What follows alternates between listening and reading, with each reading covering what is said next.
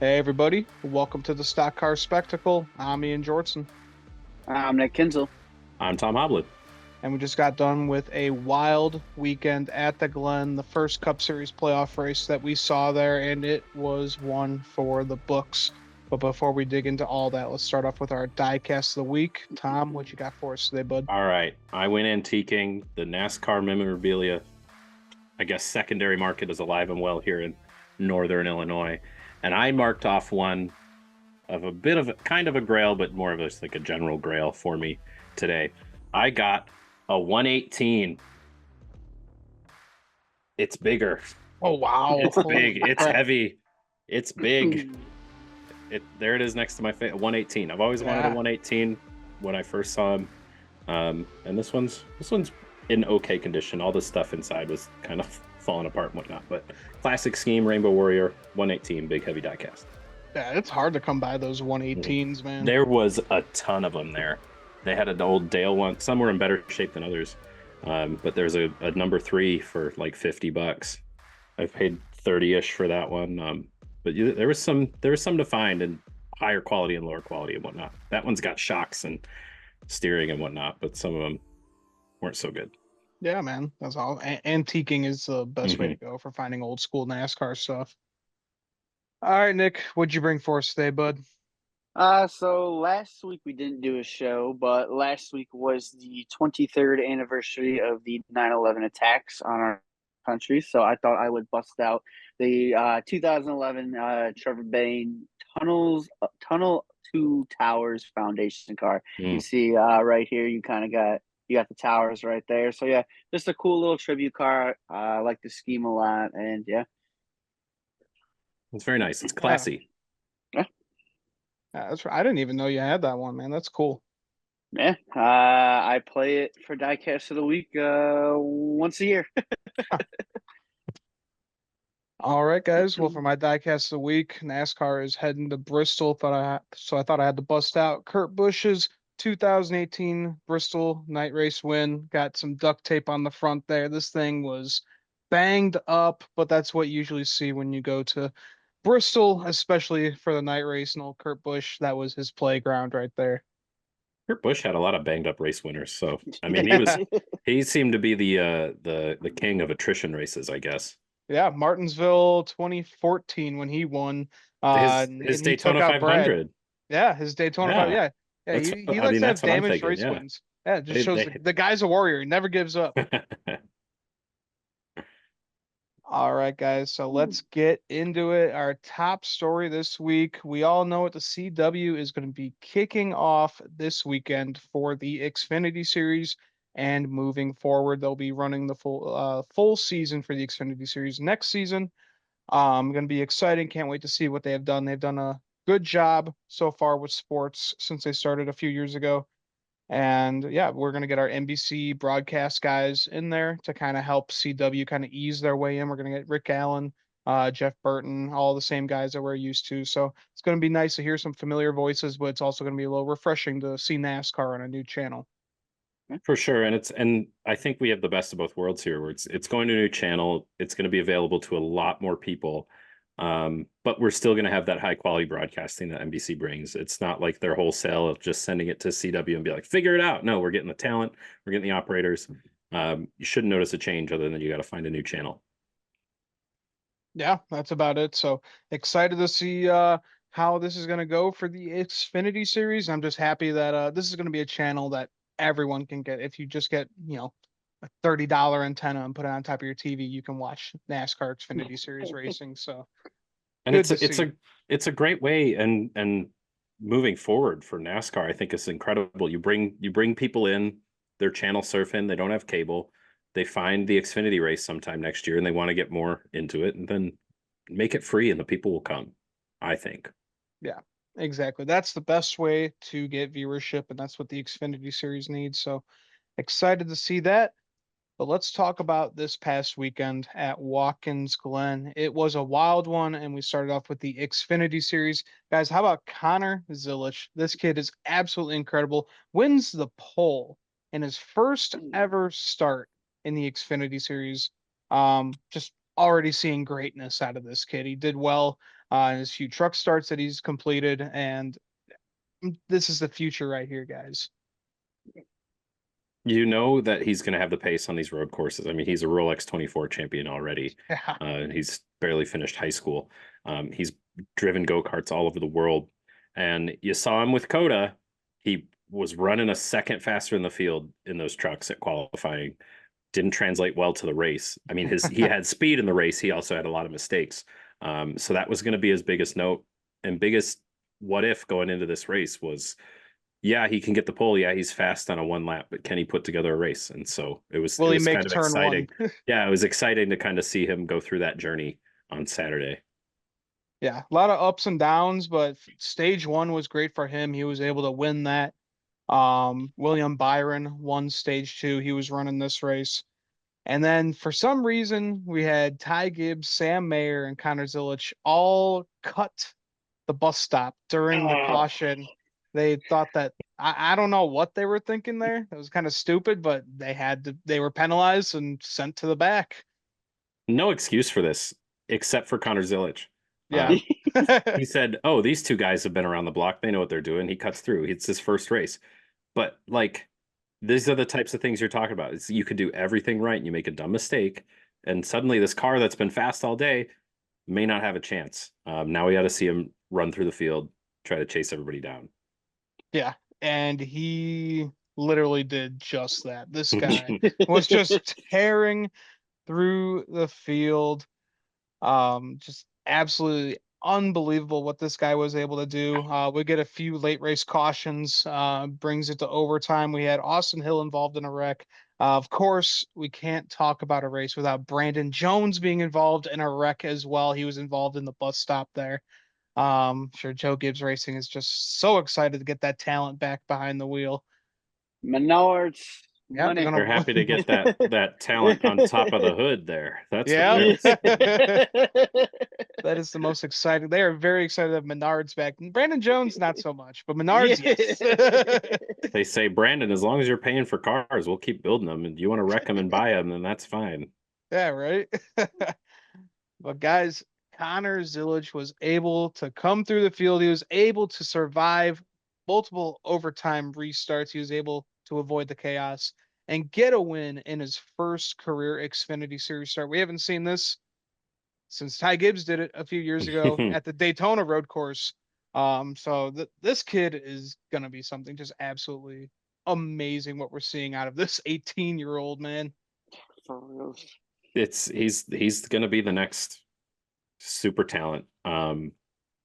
And yeah, he's winning down the ARCA on the ovals. You're wondering, the competition isn't that high on the ovals, so it's good for him to learn. But how will it translate next year to his Xfinity his full-time Xfinity debut when he's running ovals the whole time and with people that do it week in and week out? We'll have to see. But he's young. He seems malleable. He seems like he's going to be able to fall right in here and have great success very, very quickly. Yeah, it's the best case scenario. He's 18 years old. He's a young kid, and he just went out and wins in his first start. So the future is definitely bright for him. And Trackhouse really knows how to find these prospects. So yeah, I'm looking forward to seeing what he can do next year. And yeah, he's got to be one of the biggest prospects in the sport right now. There's talk about suddenly Trackhouse again has 4 drivers for 3 cup seats, but I don't think this is the same thing. This is, and I know it's his first Cup Series full-time next year for Shane Van Gisbergen, but Connor Zilic, in my opinion, is Shane Van Gisbergen's replacement. Shane Van Gisbergen is 35 years old. He will have success when he goes. I mean, we saw it in the Cup Series race that we're about to talk about. He will have success in the Cup Series. He can be competitive. But he's on a ticking clock. He's not going to be here forever.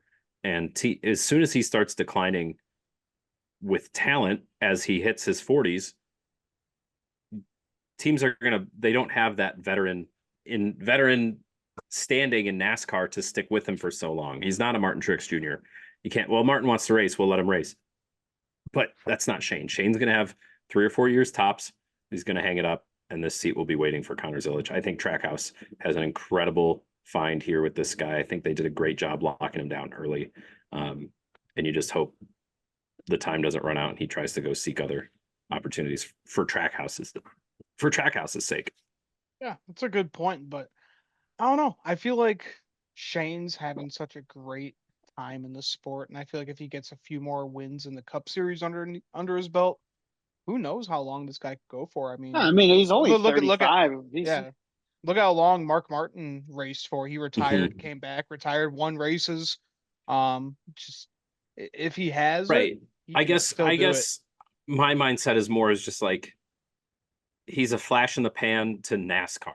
I understand, and don't come at me, New Zealand, because I understand his prowess in the Aussie supercars, but he could leave this stage as quickly as he showed up to it. And listen, I'm a big SVG fan of NASCAR. I want him to be here for a long time. He's a Trackhouse product, but it's just who does Trackhouse want to invest more in? Somebody who could race for them for the next 20 years or somebody who could race for them for the next 5?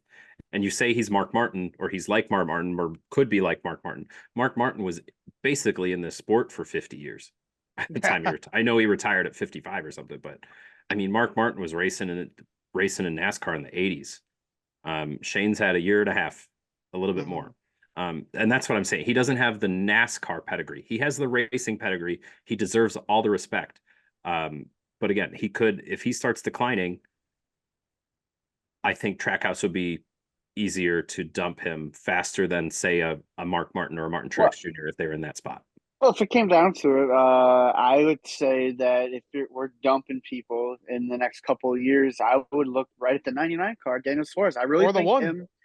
I think Ross is in as Well, long as he's got Busch Light with him. yeah. But Daniel Suarez, I really think the plan was is if he did not win a race this year, I think the plan was they were going to boot him out of that 99 and Zane Smith was going to take over that car next year. But then he won, he gets in the playoffs, and they're like, all right, maybe we'll reevaluate this. And I think this is just going to be a year by year thing with Daniel Suarez. And if the performance isn't there, and Connor Zillich is kicking ass for the next 1 to 2, maybe 3 years, and why would you not just you bump Suarez out, you put Zillich in there, and then you still got your ringer in SVG. So I don't know. It could be interesting.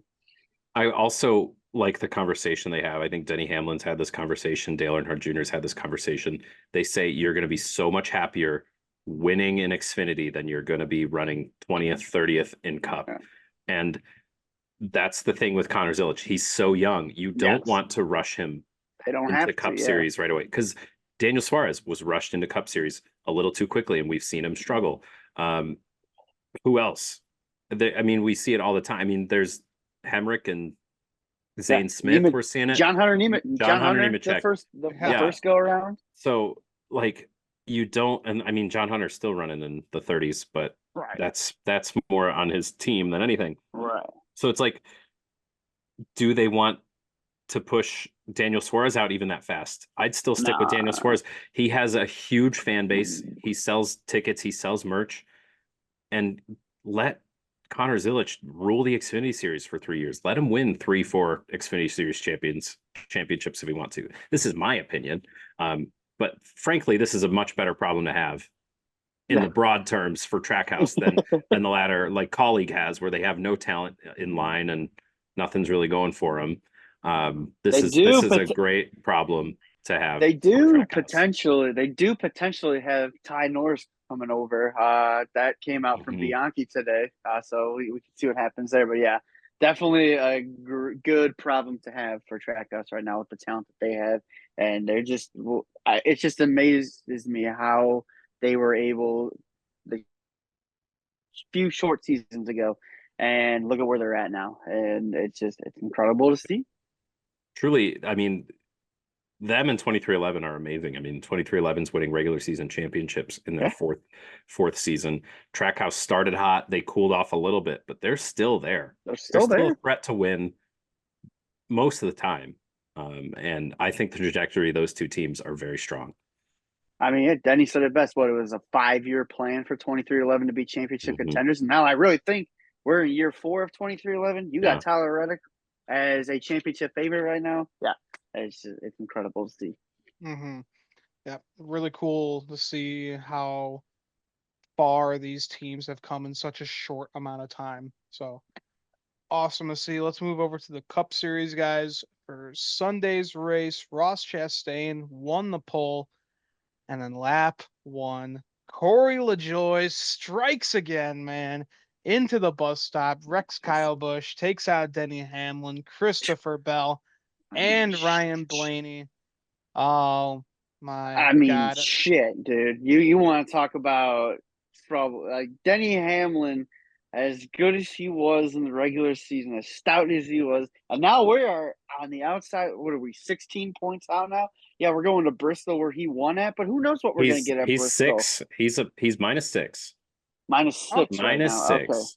I thought it was like 15 or 16. Yeah, it was, but the late end of this race was also kind of wild, and it allowed Denny Okay, to get there. Also, so apparently, Denny's crew chief saved a set of tires at the end and didn't we tell Denny. oh, So. that's why he okay, was kind of so flying through the Mhm, field at the So end. mhm. we're breathing a little easier than I thought we originally Right. were, but still, you put together a terrible plan for this Atlanta race, and you score no points in the Atlanta race, no stage points, and your strategy all along was let's not get into a wreck. Then you get in a wreck on the last lap, and then you're This. already like I don't get what that plan was, and then Mhm. to have you could not come into Watkins Glen and have something like this happen because now you're going to Bristol on the outside looking in. Yes, this is a very good track for Denny Hamlin, but with what we saw in the spring, are we going to see it again here in the fall? And Denny could be on the opposite end of that this time. So you just don't know. It's just wild to see how this playoffs has gotten underway for car number 11.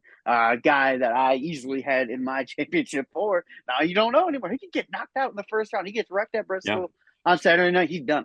that's what And happened to Joey Logano last year. Hmm. like he's Wrecked done. out of So Bristol before he even had a chance. This really, it just though, goes. this though comes down to qualifying. Yeah, it sucks that this wreck happened in the back of the field, but we know these guys are aggressive. We know even at the starts of races, the cars are bunched together. It's time to get positions. Yes, Corey LaJoie deserves all the blame in the world for this. But if you show up and unload off the truck, you have extended practice before qualifying at a road course. You have brand new tires here. You have extra time to dial in your car and you qualify in the back of the field. Guess what? You're going to be in the shit, and that's on you. So, as Yeah. much as you hate it for Denny and Christopher, and God, Ryan Blaney, what a mess. But that's where they qualified. They put themselves in there. Brad Keselowski was in that mess up. Like all these playoff guys, you qualify better. You're out in front of this before it even happens. And then it And just goes and it back. comes down to that too. It shouldn't have happened. Corey LaJoie has a lot to blame here, a lot of the blame, but it should not have happened. It just also goes back for Denny. It's like, man, the Toyota just throwing them under the bus for that Bristol win and getting the points taken away from there. This is a situation he probably wouldn't have been in if that doesn't come out. And it's just insane to think about the year that Denny's had, and it's just going away from him. It's just imploding right in front of him. But off of choices that the Atlanta race is something we didn't even get to talk about it last week. Ugh, I was what a furious mess. about What a that. Like mess. what terrible. But now you're in a position where one of your championship favorites, locked to Phoenix potentially. He might not even make it. One wreck at one problem at Bristol, and he could be done. So that's insane. I mean, Denny's had an abysmal year since Yeah, St. Louis. for Or abysmal summer. Yeah, he's got 2 second place finishes after he blew his engine at Sonoma, which he finished last. And then everything else, his other best finishes are a 9th and a 7th. Like It's that they damn have dog not he got in St. they Louis, have man. not had the speed. They haven't had the speed. I'm tired of them blaming the dog. They need to look in on themselves and figure it out. Not showing up to Atlanta is not good enough. They said it. We talked about this with this playoff specifically. This round was going to be important, and it's there for pitfalls. They are expecting big names to fall out. Talk about the ethics of NASCAR having it this way. Talk about however you want. You need to show up. Laying back in the playoffs, Kyle Petty said it after that, yeah, and I was he like, just "You're worried about what Kyle Petty says usually, but Kyle Petty's he's like, he was right. who Like, what are who you comes doing? who comes to the playoffs trying to score 20 points? That's wacky. Mhm. That's wacky. And then you come in here and frankly, you have a luckier day than you expected to have after You're crashing right. It could have on been a track lot one. worse. Could have been It a could lot have been a worse. lot worse. He's not even in a must win. He needs to go into Bristol and have a Denny Hamlin day at Bristol. It's a But solid day. as we know with this sport, you are not in control of your own destiny, especially at a Bristol. Corey Those Lajoie was. corners, yeah, right. Those corners come at you fast. Sometimes it's hard to get out of the way. all it all So it takes is a stack up. A stack up on the mhm, restart, and you're in the wrong spot. You're done. Like, you get a loose wheel under green, you oh, get a flat tire, they'll you die. got a pit, you're Yeah, down green 5 laps. flag, green Yeah, green you have flag pit any stop. sort You're of issue. over. Mhm. So, yeah, Denny's 6 points out. Denny can make up 6 points in a race. That's no problem. Oh yeah. But can Denny do it in this race when everybody's going to be pushing hard? Yep. Especially when we got a lot of guys who are going to be desperate to get a win here. But let's kind of dig into this damaged vehicle policy that happened with Ryan Blaney. Mhm. We know that the car was still able to drive. All they had to do was just tune it up a little bit, bring it to the garage, fix it up. But with NASCAR's damaged vehicle policy, if it wrecks and you're towed, take it to the garage and you are done for the day. Um, I've always hated the damaged vehicle policy rule ever since they implemented it like 5 years ago, 5, 6 years ago, whenever the hell this was.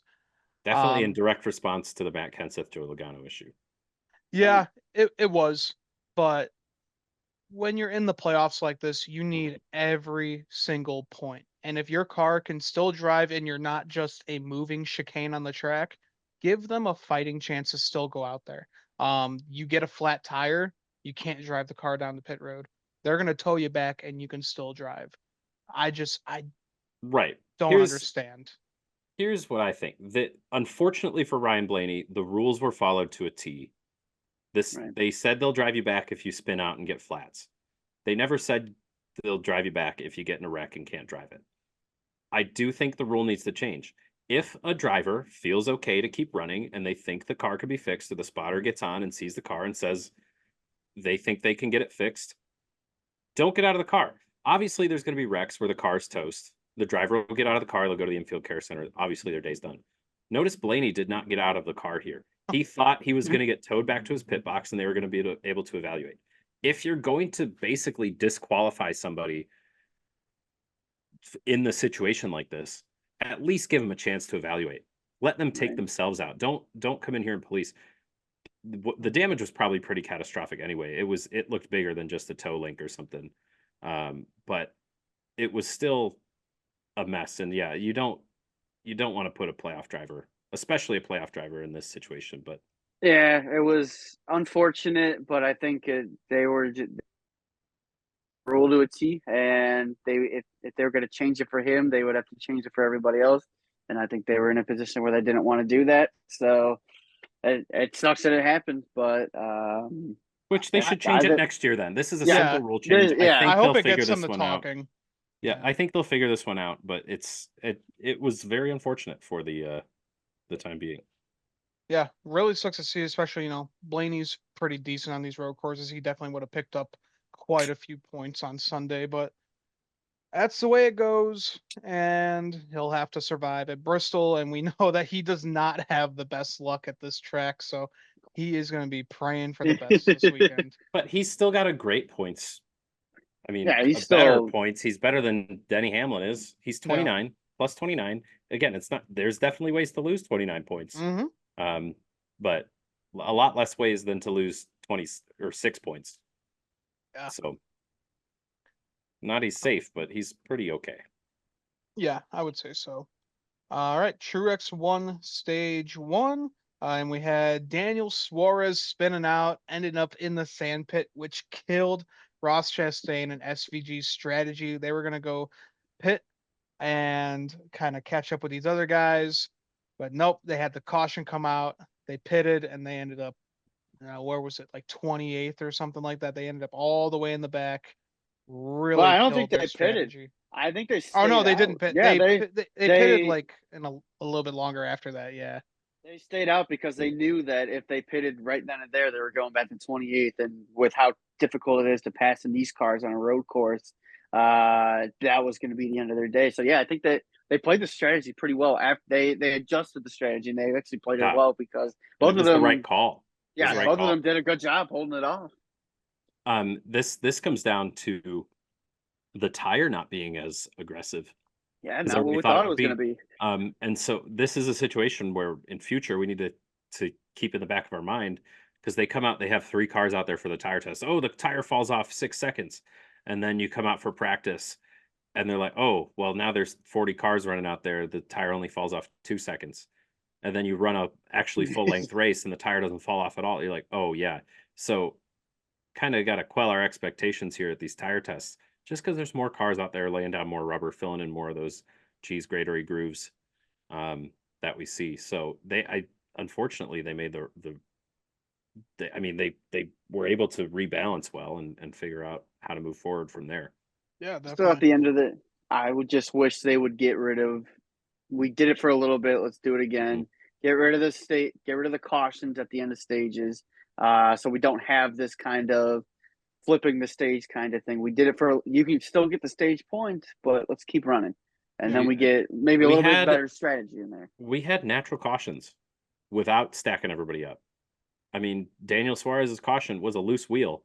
How about that though? How was he able to run all Yeah, that time with a loose wheel and that thing just how did and also how often do you see a tire go flat and it's not because the tire popped, it's because the actual wheel popped. That's also insane. Um, just a whole huge mess all around. I don't know. I'm going back and forth. The thing with me on road courses with the stage caution, it just wastes so much time and Hmm. so many green flag laps. These races are already short as they are, laps wise. And every time you go under a stage caution, you got to do basically 4 laps. You're losing 10 miles of the race. You're losing a half an hour of screen time, of race time, just from stopping the race and stacking everybody back up. So Yeah, I don't know. There's not a that, great solution, but unless you put caution clocks on road courses, God forbid, instead. But yeah. that's I not a would great much solution either. rather just have the easiest solution and just get rid of the stage cautions. It's the best way to go. We saw it work last year and it was incredible. The Mhm. racing was so much better with these road courses. So I mean, like hopefully, it's like the points battles too. It's a road course race isn't always going to come down to a side by side finish, and a points battle, a year long points battle, isn't always going to come down to one race. It's just how it happens. But when it does, it makes it so much more special when it happens naturally. Um, right. and instead, we lean into the gimmicks of stopping the race and stacking them back up and doing elimination style points and all that. And it muddies the water. It makes the special moments a little less special because they just happen the special ones happen all the time. yeah, it really does. All right, so moving on, Denny Hamlin got wrecked after attempting to go 3 wide with Brad Keselowski. Kyle Larson Don't. going up Oof. the hill there. That is not a spot where you want to take it 3 wide, especially going up that hill on the outside where he Yeah, was. it was I never mean, gonna work. He no, just looked he like was just really trying anything he he was could to just get a forcing few it. extra points. Yeah, forced it, and then he just ended up wrecking his shit even more. Really, too. He's trying to survive here. And he said on his podcast he was actually checking up for a duo in front of him, and then those two guys just shoved it in there even later than he expected. And he had nowhere to go. And again, he is a moving chicane out there. He's already got crash damage. He's been limping around all time, but this also allowed him to fix more damage and have a better finish. So maybe blessing in disguise for Denny here. Yeah. All right, and then we had a big wreck for William Byron. Basically climbed up the side of the 6 car, and the tire was literally just sitting on the window net. I don't think I've ever seen anything like this before. Saw this at Monza with Lewis Hamilton and Max Verstappen. Lewis Hamilton's tire hit Max's helmet. Oh, Um, shit. that was 2022, I believe. This was a scary incident. Scarier for me almost is the way that William Byron's car just kind of bunny hopped into the air. It looked like, especially in that like NASCAR camera that's just on the dashboard, that's on all the dashboards, all the car. When they played that angle, it looks like he's going to clear the barrier, and who knows what happens to William Byron and the car if it jumps over that fence completely. That's a nasty, dangerous wreck. Um, who knows where all that energy goes? It's a fast part of the racetrack. Everybody's full throttle. That was a really scary incident. So the guardrails did their job. The safety, the roll cages did their job in Brad's sake. And those cars not only drove away, they finished the race Yeah. distance. So incredible. And how is William Byron, after your car does that and now it's wrecked and limping, do you then, once the green flag waves again, go back into the S's full throttle? If it's me, and be like, all right, I'm gonna take this gingerly. I'm not trying to jump off the track again. So, oh, I audibly gasping at that one. That was a scary looking wreck all around. That just proves, man, like every point matters. He wanted to go back out there and finish this thing and get all the points that he thought he Yeah, deserved. he needed to. He needed Yep. to. He's plus 25. Again, we're saying Blaney's not safe at 26. Who knows where he would have been if he doesn't finish this race? He's 15, maybe. Yeah, so Byron, he can really thank these next gen cars for these composite bodies because before, I don't think either one of those cars would have came out running. All right. And then one more time for Kyle Busch. Had to wreck with Tyler Reddick before That the end of wasn't this Kyle race. Busch got sucked into that. Hold on, don't put that on Kyle Busch. Thank you. Kyle Busch got I sucked said into Kyle that. and Tyler. I didn't say who caused it. But there was like 7 cars involved in that one. I just want to set the record straight. Kyle Busch was set back from lap 1 and did not have a good day. It's no fun to be a Kyle Busch fan anymore. I don't recommend it. Anyway. Yeah. But guys, how about Chris Buescher? He was able to track down the GOAT of road courses, Shane Van Gisbergen, and get his first win here. What a final 2-lap battle that we saw. And it was crazy. Lee Diffie mentioned the battle between Marcos Ambrose and Brad Keselowski back in the day.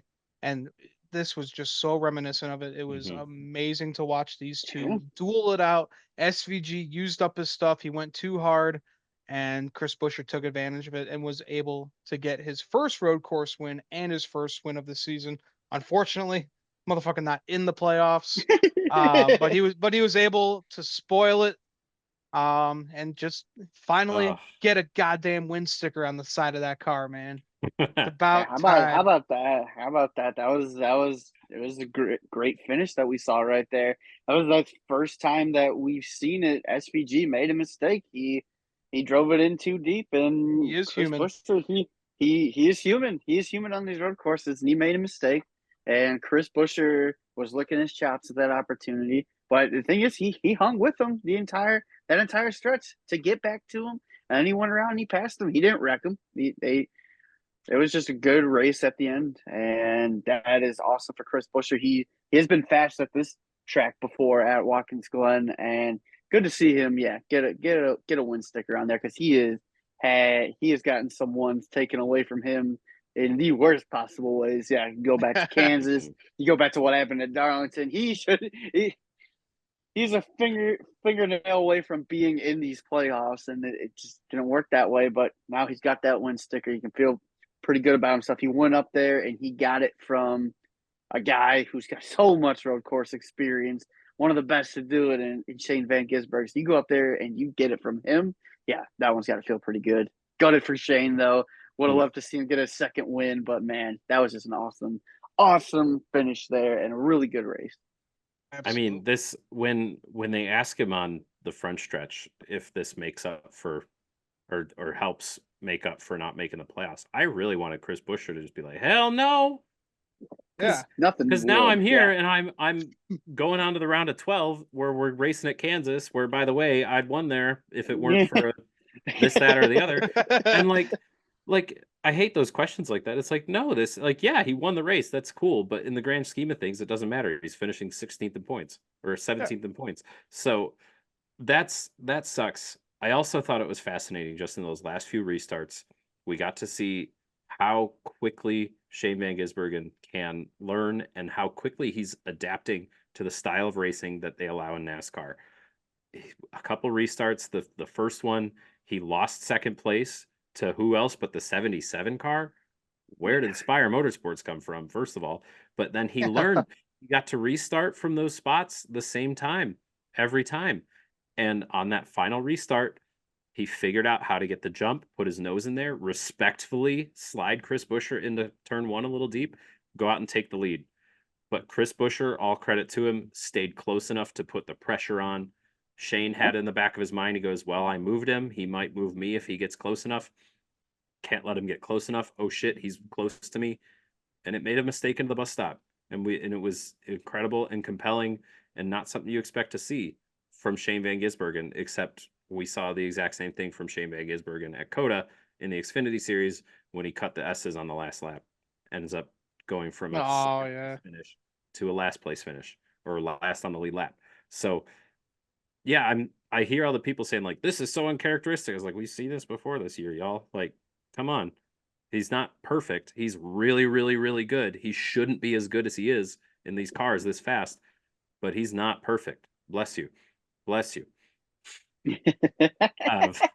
Turned off my mic so I don't kill people's ears. I'm looking right at you. I had to. So yeah, no, this was incredibly compelling. And again, this is yet another race where you see Shane, and yeah, he didn't win, but he is so ready for Cup Series, and he's ready to cut it with these guys. He belongs in that series.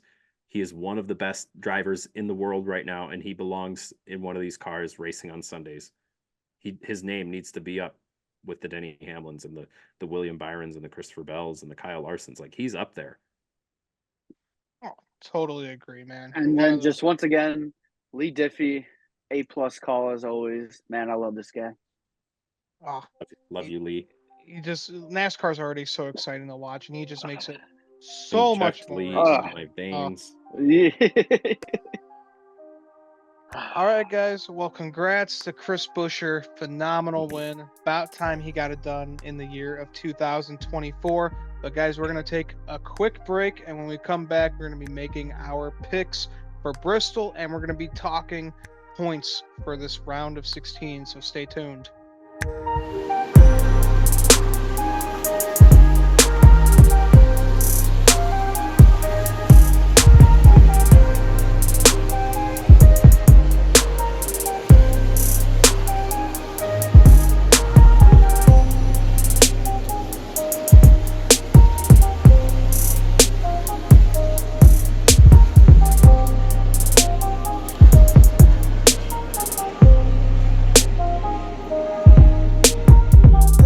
Guys, welcome back. We are going to be talking Bristol. We're going to be making our picks. Got all 3 series running with the Trucks, Xfinity, and the Cup Series running. Very excited for this weekend. Bristol always puts on a fantastic show. Let's kick off with the Trucks. We got the Uno 200, 106 miles, 200 laps. Stage 1 and 2 are 55 laps each, and the final will be 90 laps. Previous winners here, Christian Eckes won here in the spring, and Corey Heim won last fall. Toyota tops the list here at Bristol with 11 wins. Connor Zilich will be in that 7 truck for Spire Motorsports.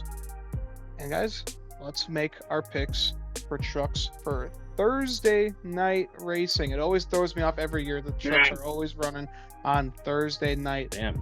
But Nick, we will kick off with you, buddy. Is it going to be your solid pick every week of Corey Heim? I will be taking the week off, so I will pick Corey Heim 21 out of 22 weeks this truck series season. But I will be taking the week off from him. As much as I hate this guy with a burning passion, he's just flat out damn good on these short tracks. You gotta give me Ty Majeski in that 98 truck. His numbers, his stats, they just speak for themselves when we come to tracks like this. He's just got a knack for this. He's an awesome late model racer, and they run these short tracks all the time, and that's usually the guy who's ending up at the front. So that, yeah, as much as I do not like the guy, Ty Majeski is going to win this race, unfortunately. Very solid. All right, Tom. But I can't wait. I cannot wait to talk about how he cheated. How he cheats again and gets this win taken away from him. There it is. There it is. Again. Couldn't take a Nick take on Ty Majeski without. For me, I mean, you're gonna leave Corey Heim on the table at Bristol. I mean, I had to take the week off. you heard Had to take Ian. one of these He weeks won off. here in the fall last year. But guess what?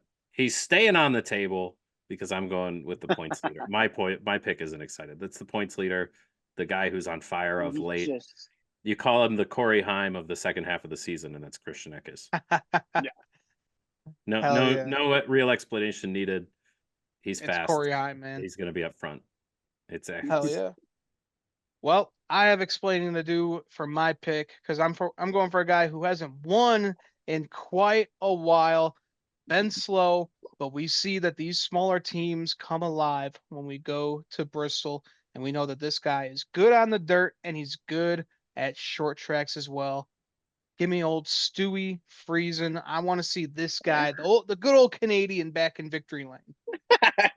It'd be fun. It'd be fun. That would I be mean, so Oh, cool, man. something to shake it up from an yeah. Ekis, a Heim, or even a Majeski at this point. Like give us a fun wacky winner here, and you can even put Stuart Friesen in the wacky winner category now because that truck just has not had the speed that it once had. So that would be fun. I'm for it. Truck Would be races have pretty been damn kind cool. of dry recently. Yeah. Saw at North Wilkesboro was like drama. Let's spice it up a little bit. Let's have a nice action-packed race, but still clean. I also don't want them to run half this race under caution, like the trucks might end up doing at a Yeah, place like this. I was gonna say it is the truck series, so Yeah, anything can happen. All right, guys. Well, let's make our picks for the Xfinity Series for the Food City 300, 160 miles, 300 laps. Stages 1 and 2 are 85 laps each, and the final will be a dash of 130 laps. Last year's winner, we had Justin Allgaier going to victory lane. No race in the spring this year. Most team wins at this track. Joe Gibbs Racing, total of 6 wins. Chevy tops the list with most manufacturer wins with 20. And we got a couple notables coming in here. Good old Ryan Truex is making another run in that 20 car. And Dale Jr. will be back in the 88 for his team, Junior Motorsports. I'm excited to see Junior back at Bristol, one of his favorite tracks of all time, where he made the saying, "It's Bristol, baby." I hope he gets to say it again in Victory Lane this weekend. That would be so damn cool. But and enjoy having Junior on the track because who oh knows Yeah. how much longer we're even How gonna much get. longer is he gonna do it? Yeah. We're gonna see Junior do even these one-offs in NASCAR. Yeah, he's doing his late model stock and everything, and but it's just like that's not as accessible to me. I keep up with the the headlines, but I don't watch the races in late model. Maybe I should start get myself a Flow subscription. But Junior is an icon, a historian of the sport, made his own history, and we need to recognize that this might be one of the last times we get to see him run NASCAR. no, would be a shame, but would be pretty cool for him to go out at one of his favorite tracks. So Tom, we'll start off with you. Who is going to be your guy in Victory Lane on Friday night? I am going to go with someone who's been kind of just lurking in the top 10 for most of the races, but he always shows up towards the front when it's time, as Clint Boyer would say, when the pay window opens. I can't believe I said that. But that's the double zero of Cole Custer. He's always lurking. He's second in points. He knows how to finish these races. He's got great experience, racing all kinds of stuff, and Cole Custer can show up at the end of these races, and he has the car and the skill to get it done. Absolutely, man. All right, Nick, who is your winner for Friday? Well, yeah, going back to last year's race, barring his car setting on fire, I think he was going to go on to win this race. I'm going with Mr. One Off himself, Dale Earnhardt Jr. He was so fast in this race a year ago, and yeah, barring his car catching fire, I think he was going to be getting himself in victory lane, saying it's Bristol baby again. But that would just what a moment that would be having the most popular driver maybe ever in Dale Earnhardt Jr. Going back to victory lane. That would just be so good for the sport. And if he wins at Bristol and says, "All right, I'm riding off into the sunset for good," so be it. He gets that one last victory. That would be a pretty cool way to go out. So yeah, give me car 88. Let's get Junebug back in victory lane again. Yep. That would just be so fitting for Dale Jr. to win it all and call it quits. And as much as I want to see Dale Jr. win, I think it's going to be that number 7 car of Justin Allgaier. It's the guy who won here last year. You can always count on Justin Allgaier to be up front at Bristol Motor Speedway. This guy loves this track. Had a few issues here in the past, but he can always find his way to victory lane. Yeah, I know what you're talking about, Nick. you know that one. Hey man, have better control of your car. I don't know what to tell you. Oh man, But 4 years later. but nope, I am going with that number 7 car, Justin Allgaier. Veteran of And sport, and he knows his track. And remember, this is the last race of the Xfinity Series regular season. So this could get wild for people trying to push the luck, push the issue a little bit. I mean, anybody outside of this top 12 could win an upset, kick out Sammy Smith. Both the regular season points battle and the bubble battle are both 43 points apart right now. So not the most intriguing points wise. It's going to take some special racing and a bad day from Sammy Smith for Ryan Sieg to pass him on the track and point his way in. Same with Justin Allgaier over Cole Custer for the regular season championship. But there are those points on the line, and then we'll come to the reseed and start the Xfinity playoffs shortly as well. So this race could get intense on that side. Oh yeah. So tell me how Sheldon Creed's gonna lead the most laps in this race and finish second again. To Justin Allgaier. You just said it. That's how he's gonna do it, because that's his MO. It's his MO. He's running well at Watkins Glen. It's like he can't win. Not gonna happen. Place once again. This poor fucking guy, man. He's 145. He's got nothing to worry about.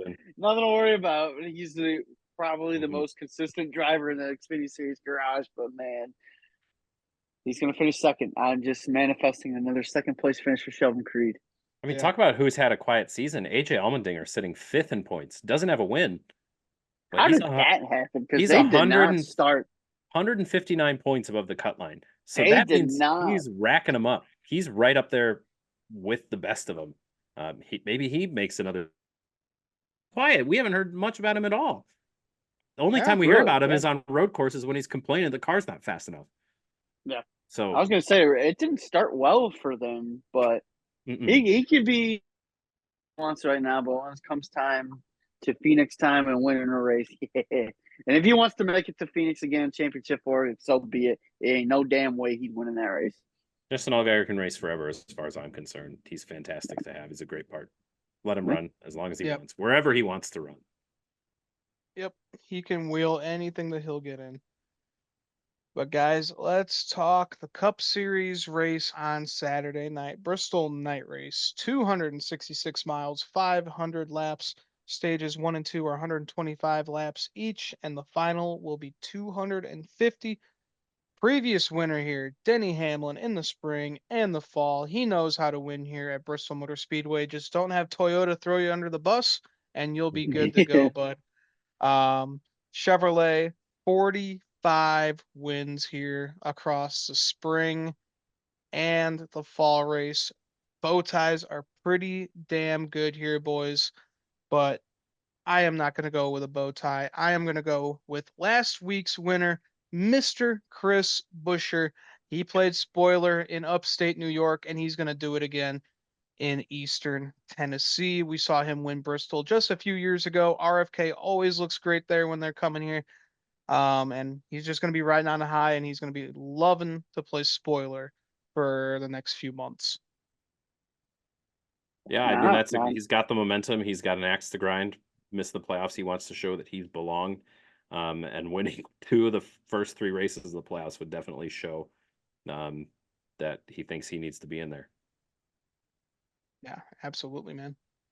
All right, Nick, who do you got going to victory lane on Saturday night? He's the guy that won in the spring. He's the guy that won last fall. He has had an abysmal start to these playoffs, and he right now is on the outside looking in. But when it comes to this track, car number 11. He shows up and he's just damn good here. It's time for Denny Hamlin to return to Denny Hamlin form, get his first win since back in Dover. It's been a while since car 11's been in victory lane, but it is time to return to form. And hopefully, this win at Bristol on Saturday night kicks off, gets him back into the grind that we can just start clicking off and make our way to Phoenix. He's not in a must-win situation points wise, but in my opinion, Denny Hamlin's in a must-win situation for momentum standpoint. They have had, like you said,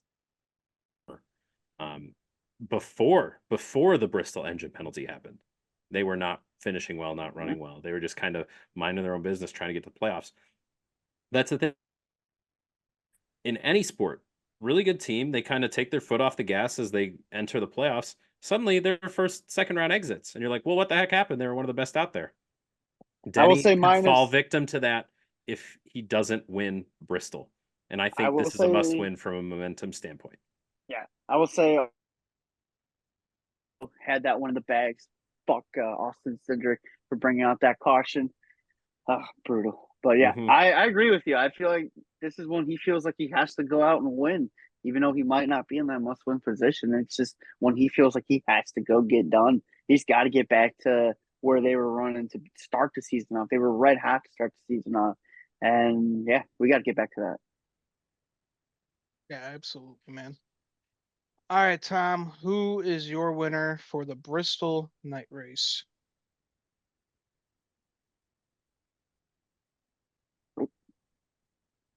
Oh boy. It's back time. in black. It's time for KFB to be KFBing. And before y'all say, well, yes, says the guy with a bunch of KFB stuff behind him, let me spell it out for you. After the Olympic break, this team has been fast. Where is this team fast? Traditional NASCAR tracks, shorter ovals. I mean, you saw how Austin Dillon was running at Richmond before Ricky Stenhouse messed it up. And this car has had speed recently, like real speed. And I mean, Watkins Glen is Watkins Glen. But if we look just at his finishes leading up to the playoffs, I mean, you go to Michigan, 4th, 2nd at Daytona, 2nd at Darlington, 7th at Atlanta. He's up front. This is not something we saw early on in the season or throughout most of the season. RCR has figured something out. And Kyle Busch knows how to win at Bristol. He knows what he needs to do. I think it's time. He doesn't. What else does he have to lose? Send it. Go for the win. Yeah, not in the playoffs. Go for the damn win. If there's any track that he can win at this year, I think it is Bristol, Tom. This is his playground right here. He's able to make everybody his bitch here. But that was in the 18. That was in the 18. We got to see what he can do in the 8. Kyle has not run very well in the next gen era. But he's Kyle Busch. He's still got something left in him. I mean, and you said it with your Stuart Friesen pick. You don't have to be in one of the top best teams to get a win here. If Matt DiBenedetto can finish 2nd in the 95 all those years ago. I mean, if Chris Buescher can win when RFK's been struggling to the moon, like we see guys show up here and get fluke wins. I can't believe the word fluke win just came out of my mouth when I'm trying to defend a Kyle Busch pick. But it might as well be at this point. He's not had the season. All he's really focused on is getting that victory for this calendar year to keep that streak alive. And I think Bristol is a great opportunity to go do it. If he can't do it here, he's going to have to do it at Talladega. I don't think they have the speed elsewhere to make it happen. Yeah, it's honestly, I think you're right. Those are really the only 2 tracks we could see him going to victory lane for the rest of the year. Maybe Martinsville. I'm not sure, just because of how well RCR has been on these short tracks. But more So no. And that's its own other story. So yeah, unless he's driving through everybody, which he's not. He said he's not going to do ever again. So yeah, maybe it's an optimistic pick. I would love to see it, obviously, but I think I'm not just going to pick him to pick him. I have good feelings, good data to back it up of late. Yeah. I think everyone has that feeling too. I think everyone Mhm. secretly kind of wants Kyle Busch to get this win to make it 20 years in a row. I mean, And I then they hate hate themselves for it because they cheered against him for so long. But you all of you, and not just my co-hosts here, everybody at home listening would be so happy to see Kyle Busch take nostalgic, be like, "Oh, it's so sweet. The old man got one more." Like, so why not? He drives a yeah. Chevy. There's no reason to hate him. That's also Yeah, because not anymore. he doesn't do anything anymore. Just do one more thing for me. Just do Yep. one more thing for me here, Kyle. We'll be happy. Yeah. As much of a Kyle Busch hater I am, it would be cool to see him get that win for 20 years in a row, just for history's sake for Yeah. NASCAR, I Yeah. would say. Not for Kyle Busch's sake. He can go fuck himself. I don't care about that for him personally, but just I for the mean, sport of NASCAR. it's real recognizing real. Like, obviously, Kyle Busch Yeah. has had a major impact on the sport, whether you love him or you hate him, or you loved him or you hated him. And I think now adding on to the history and adding on to that pedigree and that already amazing resume he has only helps grow that impact even more. So why root against him? He's a historical figure. He belongs on, in my opinion, he belongs on the NASCAR Mount Rushmore, but we can have that discussion another day. Oh, Um, no but complaining from me, man. but Totally agree. anyway, that's why I'm picking Kyle. And I just something special about Bristol. You want the best to rise to the top, and Kyle, I still believe can be one of the best. Absolutely, brother. All right, guys. Well, before we close out the show here, let's talk our round of 16 playoff standings right now. As predicted, Harrison Burton is in dead last, 20 points behind, but that's only 20 points behind. We were just saying that these smaller Mhm. teams really do well here at Bristol. So, But not the Wood brothers. It's yeah, not not good. No. the never say never, Thanks man. for coming to the playoffs. Josh Berry will enjoy the money that you've earned that team in the next couple of years. Thank you, uh, Harrison. You took up a good spot from a guy who deserved to be there. mhm. And then Martin Truex Jr., he's only 14 back. Brad Keselowski 12 and Denny Hamlin 6. We know three of these guys are very good at Bristol Motor Speedway. If they just have a good race, who knows what could happen. But again, this is Bristol, guys. Yeah, and Ty you have Gibbs is only 6 to the yeah. good, and Chase Briscoe's 6 to the good. So I mean, it's tight window here at the end. I think anybody above William Byron and above, everybody's at least 25 points ahead. Just need to have solid days. But again, we said it earlier, you're not in control of your own destiny. Chase Briscoe could easily lose it. Chase Briscoe could also have a very good day. He's had Mm-hmm. good momentum recently. Ty Gibbs led a lot of laps in the spring here. He could be up front. In my opinion, I think Denny Hamlin knocks out Chase Briscoe, and Ty Gibbs finishes the last person on the bubble, and the bottom stays. And that's an abysmal last couple playoffs for Martin Truex Jr., if you ask us. Yeah. Yeah. I just think, yeah. He just doesn't have I'd it. have I would have to agree. I think he's already 1 foot out the door. I think he's just ready to be done. You heard it in his comments last week at Watkins Glen. He doesn't like where the current state of NASCAR is and the kind of racing we're seeing on the racetrack. I have him out, Harrison Burton out, and if we're going in, yeah, I think that Denny Hamlin will overtake either a Ty Gibbs or a Chase Briscoe, get himself in there. Well, it's going to be crazy. It's just so tight, and even any of these guys that are 25 points to the good right Yeah. now, You have a bad stage one. one, Bad stage something. one, and you screw it up. It's bad. All it takes is Mm-hmm. one mistake here at Bristol, and you could be done. You could be out of the playoffs, and it's gonna be exciting to watch. Yeah. My four out: Harrison Burton, Martin Truex Jr. I think Brad Keselowski and Denny Hamlin are going to have a really good Bristol. Brad's been so great at this track. I think he's going to advance the next round. And I think Hamlin's going to advance the next round as well. I Okay. think Briscoe and Ty Gibbs are going to be your uh, other two guys out. We saw, later in the race at Bristol in the spring, Ty Gibbs did have trouble with this tire fall off. we don't really know what's going to happen this Yeah, the weekend. tire If he's going situation to be is if he's who going to be knows able what's to going to be there. manage these tires, if it's going to even be the same tire. I haven't even read if it is or not. It will be the same tire, but here's the difference. Pretty major difference here. Xfinity Series didn't run last spring, so they only had the truck tires. Who knows how those compounds meld when they get. And the teams weren't expecting the tire to be so terrible in the spring. I think they'll be much more prepared to adjust setups and have their setup a little bit more adjusted. So I think Denny was saying on the podcast that the tires lasted 40 laps in the spring under the same conditions with the extra rubber on the track from the extra series running. These tires are going to last maybe 60, even more, or they may, like last fall, which this again is allegedly the same tire as last fall, where there was no fall off. So that's going to be something really important to watch, and it's going to play big into the hands here too.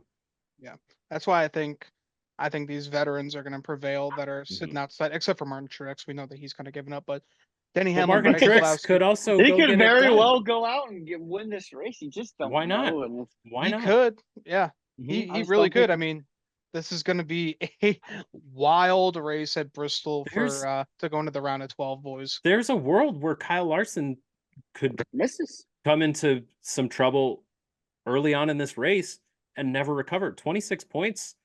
Somebody has a really good first two stages, gets 9 points, 9 points. Now, like, you're at 18.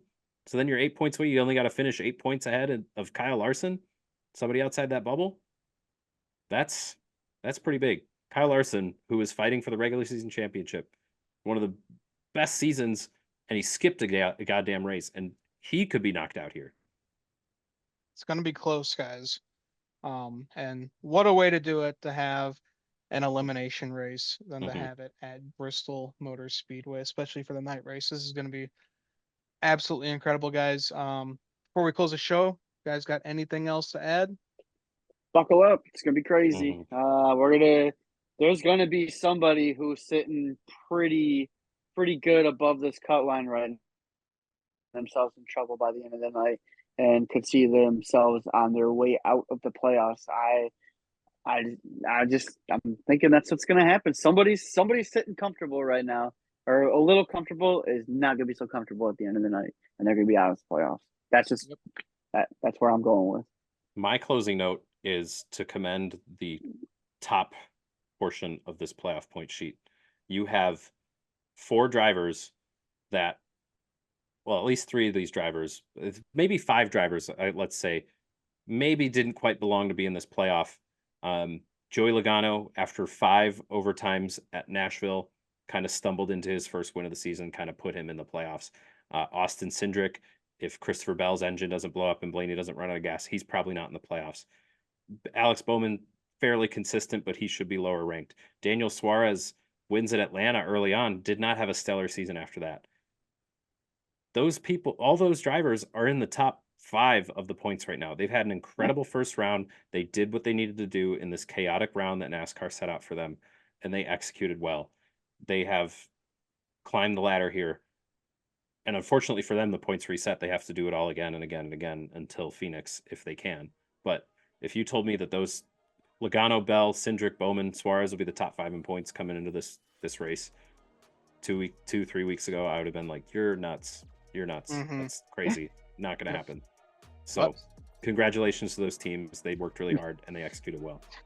Yeah, we've had some 2 wild races with Atlanta and Watkins Glen, and we're going to finish up this round with Bristol Motor Speedway. So the round of 16 is about to come to a conclusion, and oh my God, it has been nuts. Haven't been able to take a breath throughout these entire 2 races, and Bristol's going to be even more nuts. So I hope you guys enjoy it. Make sure to tune in for all 3 races. Remember, the Xfinity Series is on the CW for this weekend. I can't wait to see how they handle NASCAR racing, but that'll do it for us here at the Stock Car Spectacle. Make sure to like our video, subscribe to our channel, and check out all of our links down below. So that'll do it for us. I'm Ian Jortson. I'm McKinsey. I'm Tom Hoblet. And we'll see you guys next time. Enjoy Bristol.